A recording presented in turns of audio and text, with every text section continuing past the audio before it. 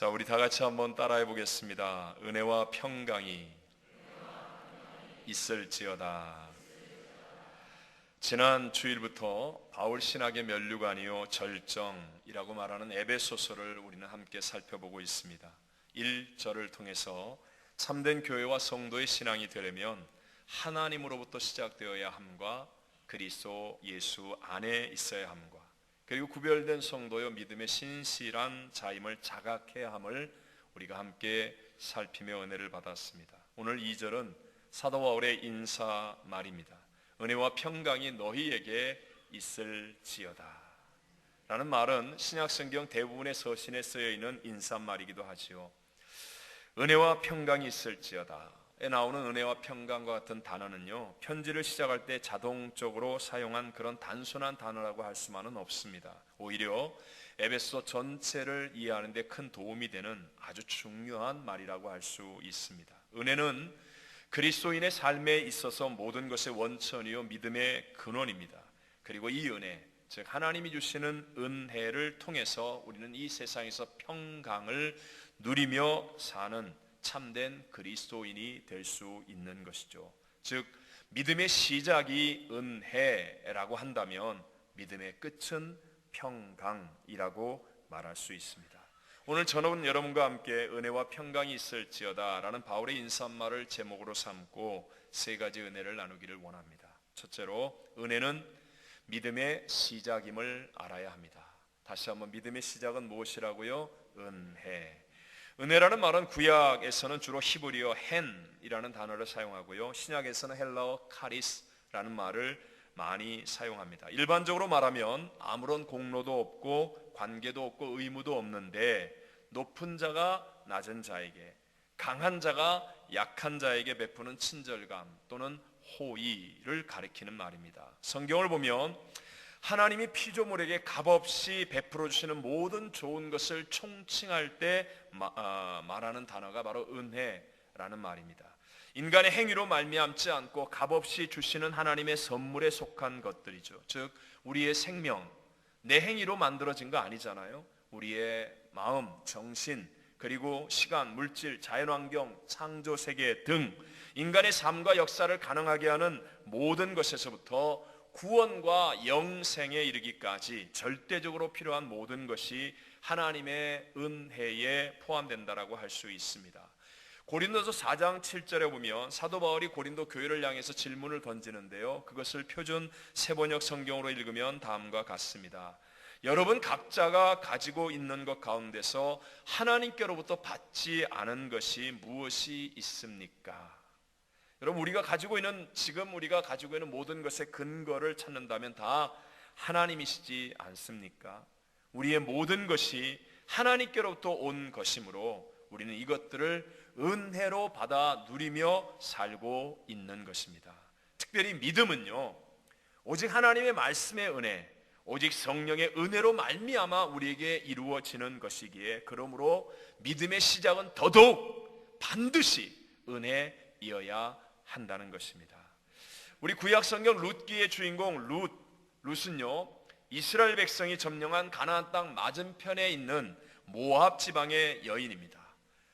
그러니까 이방, 하나님을 알지 못했던 이방 여인이었죠. 그런데 나오미의 아들 말론의 부인이 되었습니다.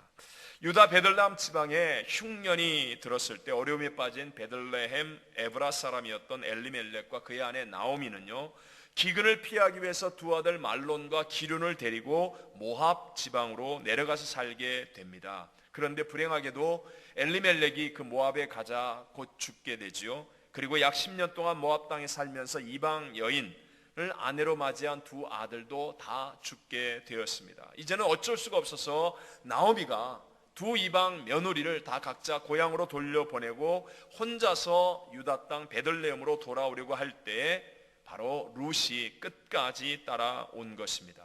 그리고 룻은 그 땅에서 보아스라고 하는 유력자를 만나서 결혼을 하게 되고 다윗의 할아버지인 오벳을 낳았습니다. 그리하여 룻은 다윗의 계보에 이름이 올라가게 되었고요, 또한 이 땅의 모든 백성들을 구원하러 오신 예수님의 조상 계보에도 올라가 성경에 그 이름이 적히는 영광을 얻게 되었습니다.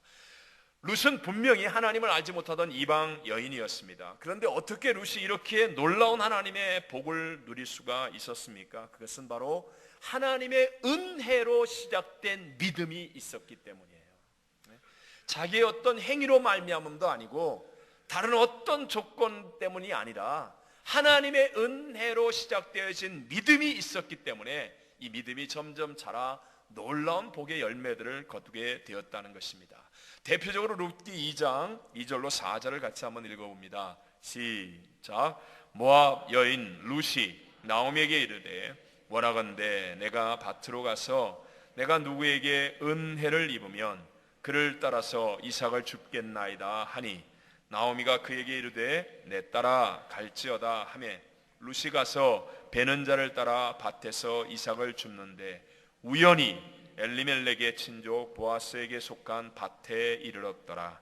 마침 보아스가 베들레헴에서부터 와서 베는 자들에게 이르되 너희와 함께 하시기를 원하노라 하니 그들이 대답하되 여호와께서 당신에게 복 주시기를 원하나이다 하니라. 아멘. 보십시오. 룻은 은혜 입기를 소원하는 여인이었지 않습니까? 은혜 입기를 소원하는 그 여인에게 오늘 읽었던 3절에 보면 우연히, 4절에 보면 마침 이런 놀라운 하나님의 은혜가 임하게 되었습니다. 사실 룻이 이런 것 저런 것 다 계산해서 모압을 출발하지 않았습니다. 또 거기 가서 이삭을 줍다가 보아스라는 유력자를 만나게 될 것도 생각하지 못했습니다. 더군다나 그와 같은 사람과 결혼해서 아들을 낳게 되고 그 손자가 다윗이 될지 룻은 전혀 가름할 수도 없었습니다. 인간 쪽에서 본다면 다 우연히 그리고 마침이었습니다. 그냥 우연히 그 밭에 나갔는데 우연히 그 밭의 주인이 보아스였고, 그런데 그때 마침 보아스가 와서 룻을 만났는데 한눈에 짠! 우연히 마침 하나님의 은혜로 믿음이 시작되었다는 것입니다. 여러분과 저의 삶에도 이런 우연히와 마침이 조합을 이루어 누린 하나님의 은혜가 얼마나 많이 있습니까? 저도 설교를 준비하면서 돌아볼 때 정말 주의 일을 할 때마다 그런 것 같아요. 계산하지 않고 생각하지 않았는데 우연히 일을 이루다가 마침 유력한 사람을 만나고 마침 어떤 일이 이루어져서 좋은 결과, 하나님이 기뻐하는 영광된 열매들을 얻게 되는 것들이 얼마나 많은지요. 제가 한번 이런 생각했습니다. 제가 처음 이제 파라과이에서 교회를 개척하고 정말 좀 힘이 들어서 폐병이 찾아왔었던 적이 있었는데요. 그때 저희 교회 두 분이었습니다. 성도가 두 분 집사님이 계셨는데 지금 목수 일을 하시는 집사님이 정말 우연히 고기 굽는 식당을 인수하게 된 거예요.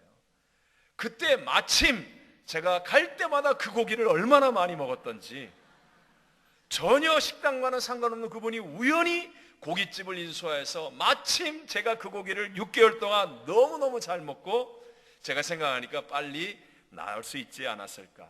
이것이 우연히와 마침의 조합이지만 그러나 이것이 바로 그 뒤에 역사하는 하나님의 은혜인 줄로 믿습니다. 여러분, 제가 정말 목회하면서 제일 좋아했던 찬송가가 310장이었습니다. 지금 310장으로 바뀌었죠. 1절만 불러볼까요? 하나님의 은혜로 있을 데 없는 자 왜 구속하여 주는지 난 알 수 없도다.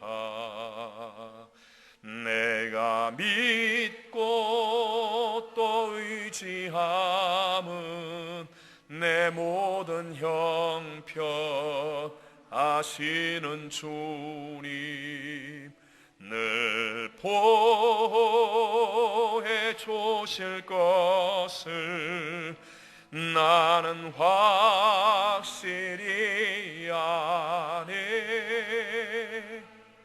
보십시오. 유다 땅 베들레헴에 살았던 나오미는 자기 계산을 따라 자기가 상황을 판단하고 자기의 의지로 모압에 내려갔습니다. 그러나 거기서 남편을 잃고 두 아들을 잃습니다. 나오미는 오직 하나님의 은혜를 의지하여 이스라엘에 왔습니다. 그랬더니 우연히 마침 하나님의 은혜 속에서 위대한 믿음의 사람이 되어서 다윗의 할머니 그리고 예수님의 족보에 오르는 축복된 사람이 된 줄로 믿습니다. 오늘 혹시 어떤 고통 가운데 있는 분이라 할지라도, 어떤 절망 가운데 있다 할지라도, 지금 이 자리에서 예배드리는 여러분은 우연히와 마침이 조합을 이룬 하나님의 은혜 가운데 있는 사람인 것을 굳게 믿으시고 바로 이 은혜로부터 시작되는 믿음의 삶을 살게 되시기를 주의 이름으로 축원합니다. 두 번째로, 내가 죄인됨을 철저히 자각해야 은혜 가운데 살아갈 수 있다는 것입니다. 내가 무엇임을 자각하라고요? 죄인됨을. 유대 속담 가운데 물과 은혜는 낮은 곳으로 임한다라는 말이 있습니다. 낮은 곳에 물이 고이고 낮은 곳으로 물이 흐르는 것처럼 은혜는 겸손하고 낮은 곳에 있게 되어 있습니다. 그래서 자신의 죄를 참여하는 글을 썼던 겸손한 사람들을 보면 다 큰 은혜 가운데 살았던 사람이라는 사실을 우리가 알 수 있습니다. 참회의 글인 시편 51편을 쓴 다윗이라든가, 또 참회록을 쓴 성 어거스틴, 19세기 프랑스의 문인 루소, 아니면 톨스토이, 그리고 죄인 괴수에게 넘치는 은혜라는 참 훌륭한 책을 쓴 철로역정의 저자 존 버년, 이런 사람들은요 자신의 죄를 철저히 자각함을 통하여 오히려 더 거룩하고 큰 은혜 속에서 승리의 삶을 살았습니다. 만약에 누군가가 은혜의 깊이를 측량하려고 한다면 죄의 깊이를 측량해야 한다라는 말이 있습니다. 우리가 잘 아는 사도 바울의 고백을 한번 보십시오. 사도 바울의 고백을 보아도요 그의 신앙의 깊이가 더해질수록 자기가 더 큰 죄인임을 자각하고 있음을 고백하고 있지 않습니까? 자, 그의 사역 초기에 쓴 고린도전서 15장 9절에 보면 나는 사도 중에 지극히 작은 자라 라고 고백합니다.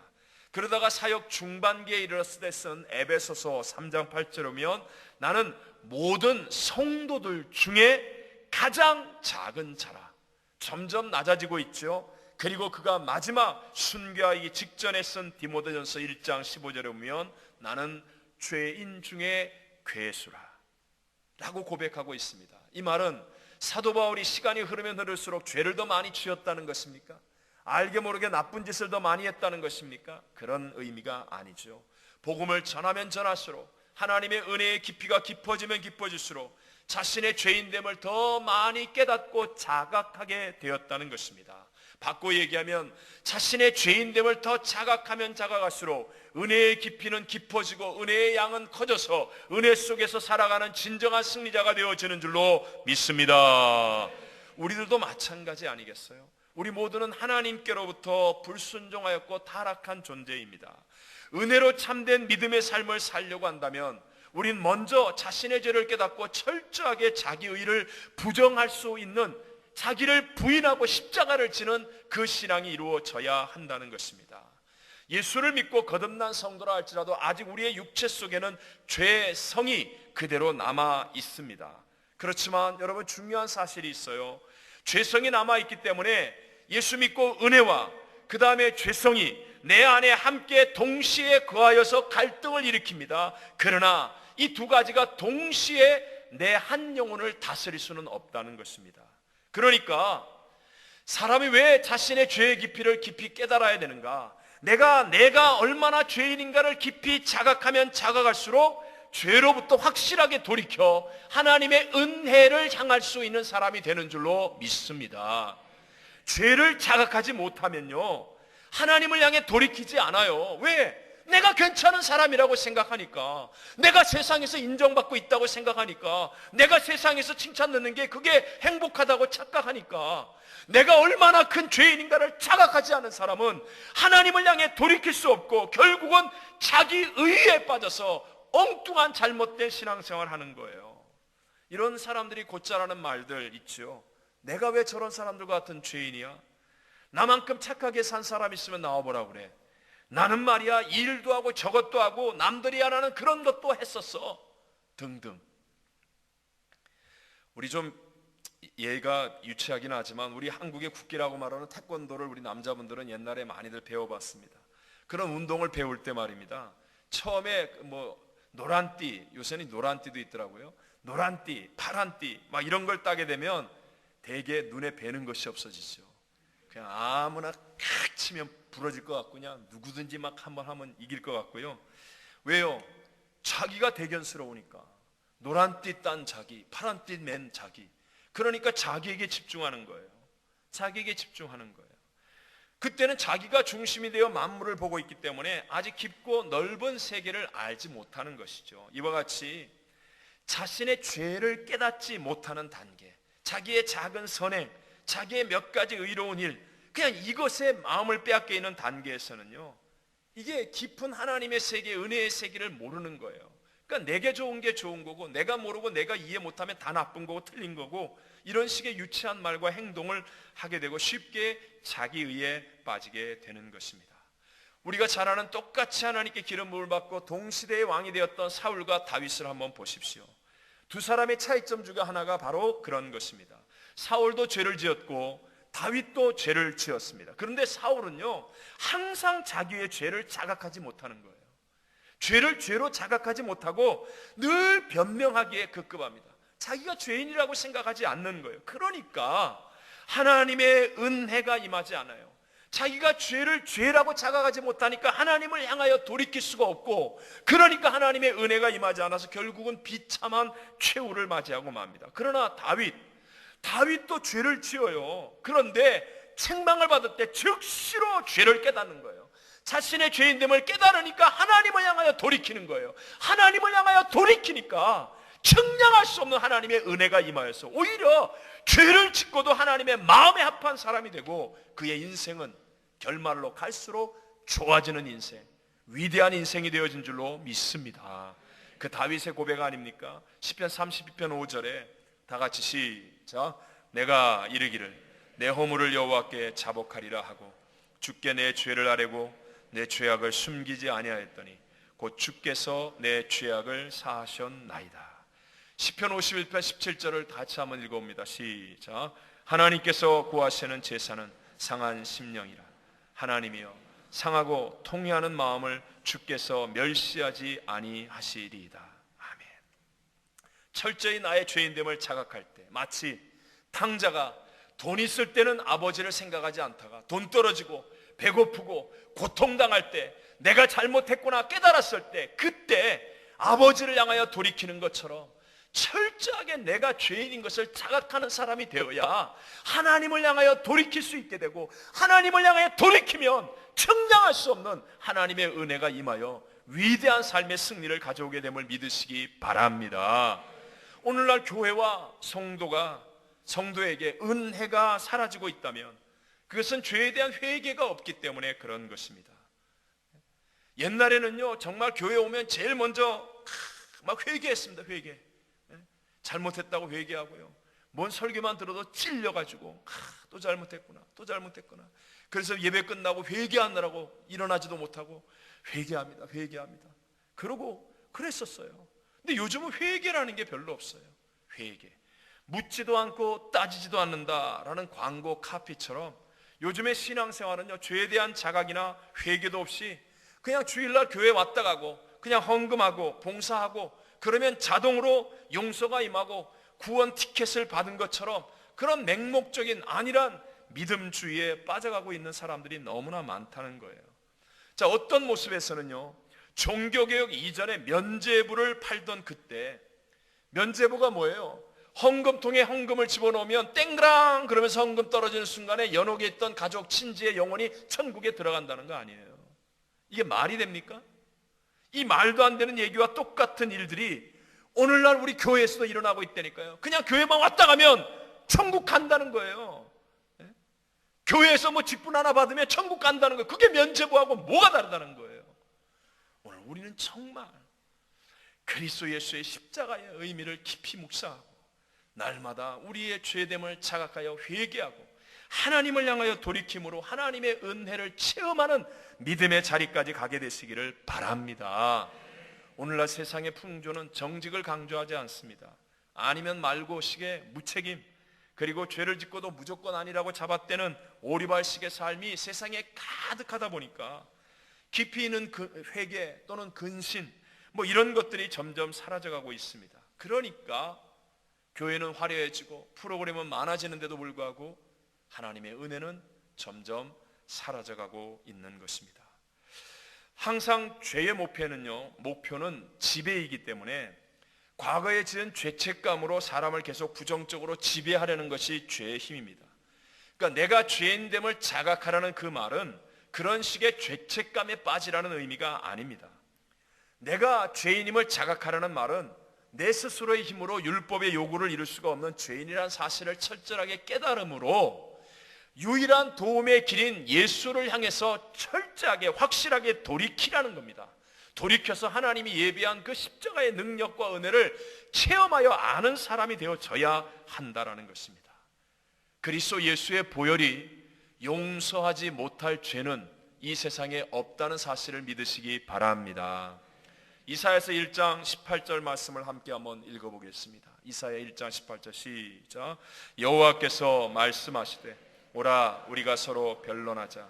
너희의 죄가 주홍 같을지라도 눈과 같이 희어질 것이요 진홍같이 붉을지라도 양털같이 희게 되리라. 아멘. 또 우리 하나님은요, 우리가 진실로 회개하여서 은혜로 씻음받은 과거의 죄에 대해서는 기억도 하지 않는 분이시라고 성경은 말씀합니다. 이사야 43장 25절 말씀 우리 다 같이 한번 읽어보겠습니다. 시작. 곧 나는 나를 위하여 네 허물을 도말하는 자니 네 죄를 기억하지 아니하리라. 아멘. 아멘. 사랑하는 성도 여러분, 우리 먼저 내가 죄인됨을 철저하게 깨닫되 성경이 말씀하시는 죄를 미워하고 성령 안에서 애통해 하는 마음을 갖게 되시기를 바랍니다.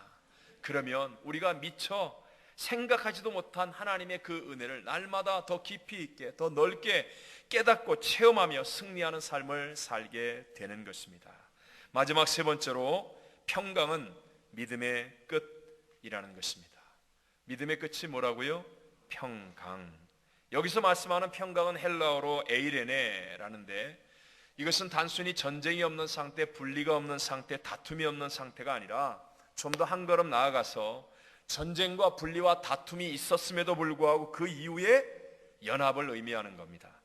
평강은 전쟁 이후에도 화해가 이루어지는 상태, 화해가 이루어진 평화의 상태를 말하는 것입니다. 아담과 하와의 범죄 이후로 우리에게 화평은 깨어졌습니다. 하나님과의 화평 깨어졌습니다. 나 자신과의 화평도 깨어졌습니다. 이웃과의 화평도 다 깨어졌습니다.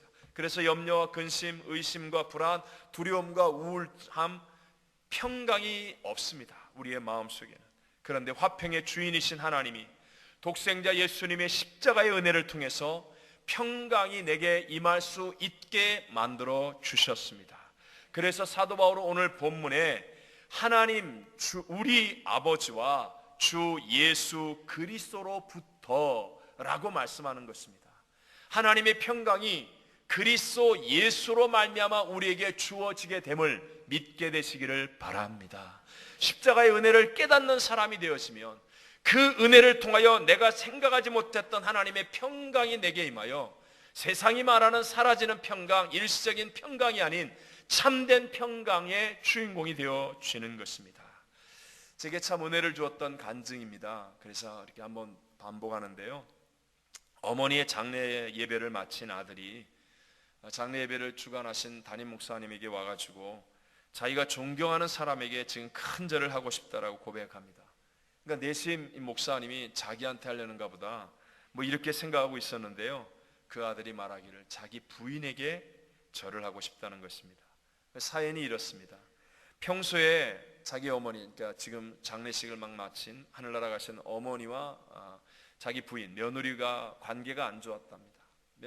이 어머니가 며느리를 마음에 들어 하지 않아서 굉장히 고부간의 갈등이 심했는데도 그래도 자기 부인이 끝까지 잘 참고 견뎌 주었다는 거죠.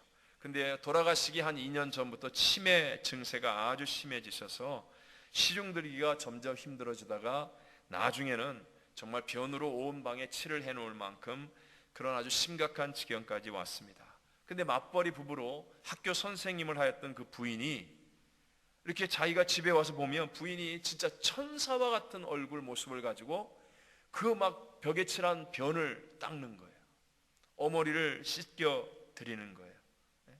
그걸 보고 정말 너무너무 감동을 받은 거죠. 그 부인이 하는 말입니다.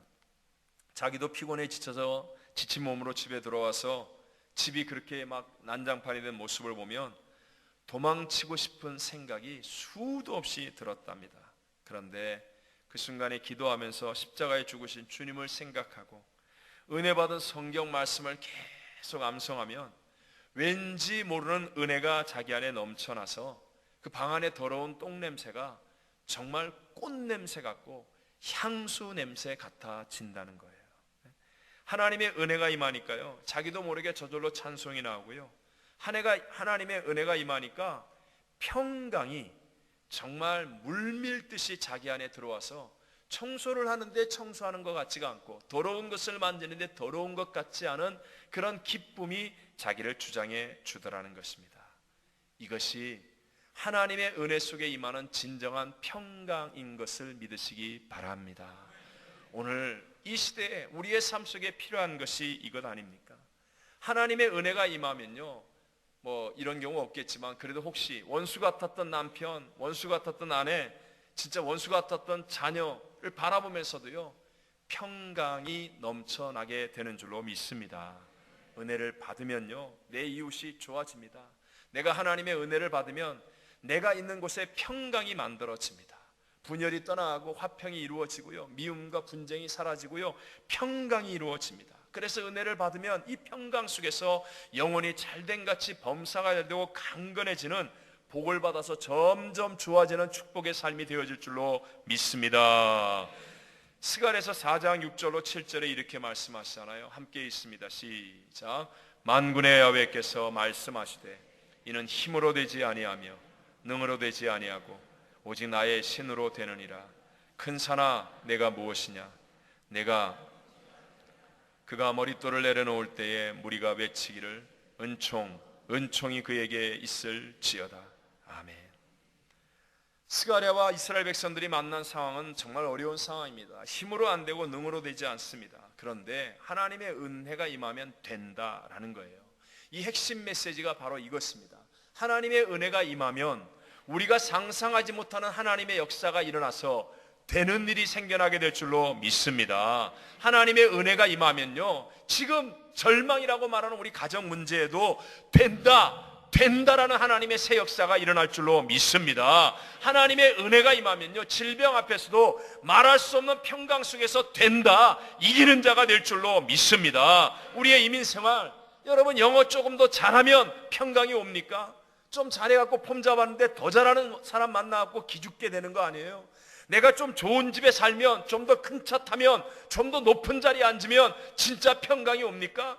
절대로 그렇지 않다는 거예요. 그러나 하나님의 은혜가 임하면 천지 만물도 이길 만한 하나님의 평강이 내게 임하여 된다, 할 수 있다라는 믿음의 승리자가 될 줄로 믿습니다. 하나님의 은혜가 임하면요, 가든지 보내든지 돕든지 선교의 꿈을 이루어드리고 우리의 인생의 진정한 평강을 누리면서 살아갈 수 있는 복된 인생이 되어진다는 것입니다.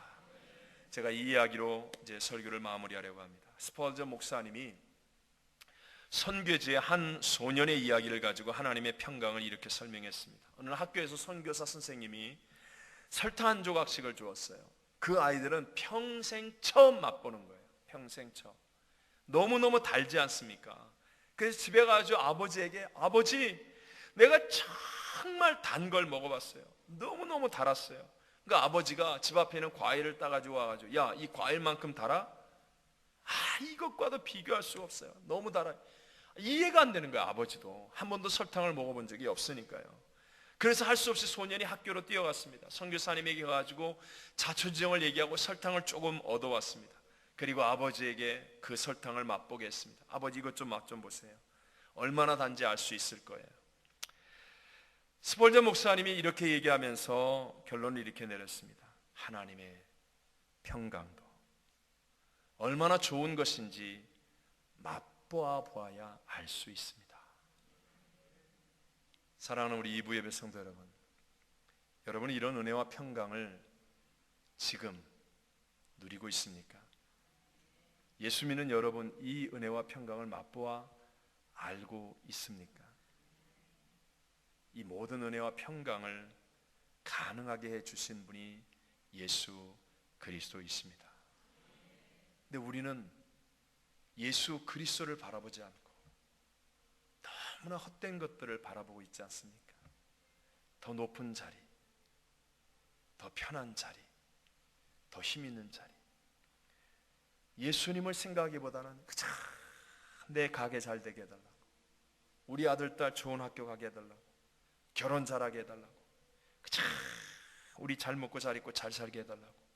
혹시 우리는 온통 여기에 마음을 빼앗겨서 하나님의 은혜가 무엇인지, 하늘로부터 오는 평강이 무엇인지를 맛보지 못한 사람은 아닙니까?